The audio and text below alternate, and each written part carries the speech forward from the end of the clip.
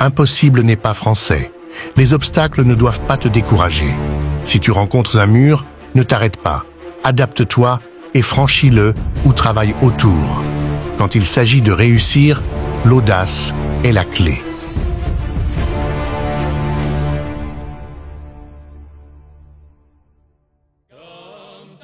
Napoléon Bonaparte, né le 15 août 1769 en Corse à Ajaccio, s'éleva de l'obscurité pour devenir l'une des figures les plus influentes de l'histoire. Général talentueux, il devint premier consul en 1799, puis empereur en 1804. Ses campagnes militaires, sa stratégie visionnaire et le code Napoléon qu'il institua ont profondément marqué le monde. Pourtant, connaissez-vous vraiment ces généraux ? Qui l'ont aidé dans ses batailles et conquêtes? Memoria Temporum vous propose d'en connaître un peu plus sur 5 d'entre eux. Alors bonne vidéo.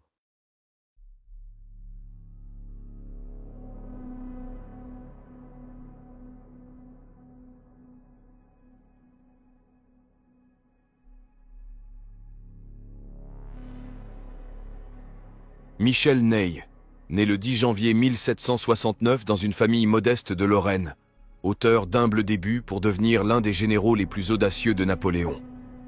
Son ascension fulgurante débuta lors des guerres de la Révolution française, où sa bravoure sur le champ de bataille le distingua rapidement.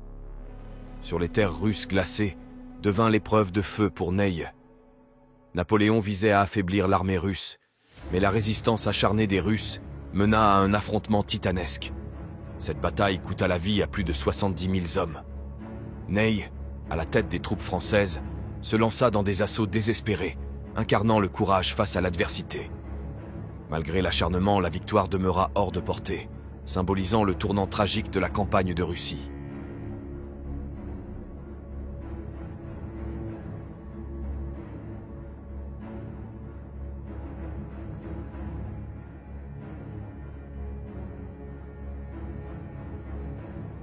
Né le 10 avril 1769 à Lectoure, Jean Lannes gravit les échelons de l'armée grâce à son ingéniosité tactique et à son charisme indéniable.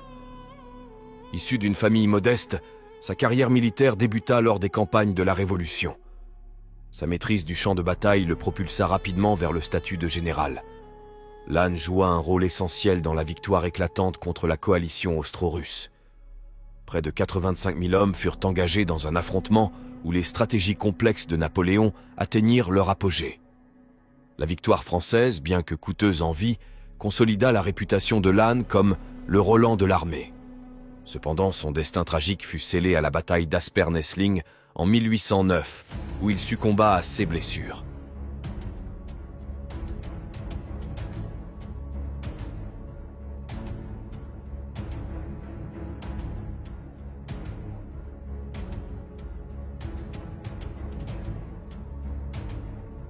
Né le 10 mai 1770 à Hannou, Louis-Nicolas Davout, surnommé l'Enclume pour sa solidité inébranlable, grimpa les échelons de l'armée grâce à son génie tactique. Son parcours militaire commença pendant les guerres révolutionnaires et sa réputation de disciplinaire strict s'affirma rapidement. La bataille d'Eylau fut une épreuve cruciale. Affrontant les forces russes et prussiennes dans une bataille sanglante, Davout déploya une résistance farouche. Les pertes totales atteignirent près de 60 000 hommes.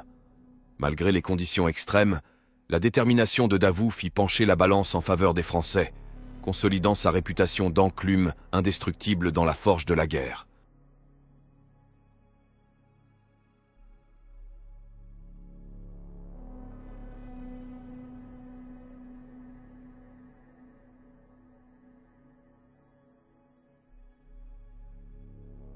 Né le 6 mai 1758 à Nice, André Masséna émergea des rangs modestes pour devenir l'enfant chéri de la victoire de Napoléon. Son ascension débuta pendant les campagnes d'Italie, où son habileté tactique attira l'attention du général Bonaparte. À la bataille de Wagram, Masséna dirigea avec maestria les forces françaises dans une bataille opposant plus de 300 000 hommes. Les pertes dépassèrent les 80 000. La stratégie de Masséna, ajustée au fil du combat, démontra son statut de maître tacticien. Malgré des revers temporaires, la victoire consolida sa position comme l'un des piliers de la Grande Armée.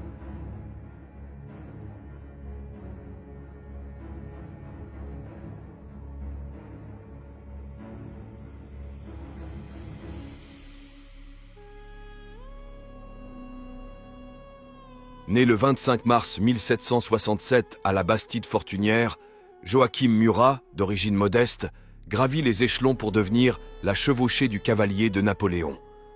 Ses talents équestres et son charisme le distinguèrent dès les premières campagnes de la Révolution française. La bataille de Jena-Auerstedt marqua un moment épique de la carrière de Murat. En tant que commandant de la cavalerie, il mena une charge audacieuse contre les forces prussiennes. La bataille, qui opposa environ 120 000 soldats, vit la cavalerie de Murat effectuer des manœuvres rapides et efficaces, contribuant à la victoire décisive des forces françaises. Les pertes dépassèrent les 40 000, et la charge héroïque de Murat demeura gravée dans les annales militaires.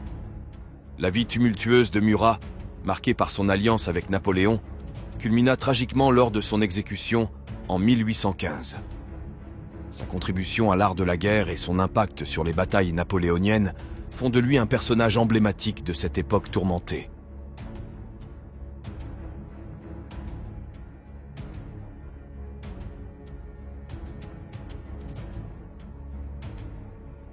Merci d'avoir suivi cette vidéo, en espérant vous avoir fait découvrir des personnages de l'histoire que vous ne connaissiez pas. Dites-nous en commentaire si vous voulez connaître la vie de ces généraux en détail.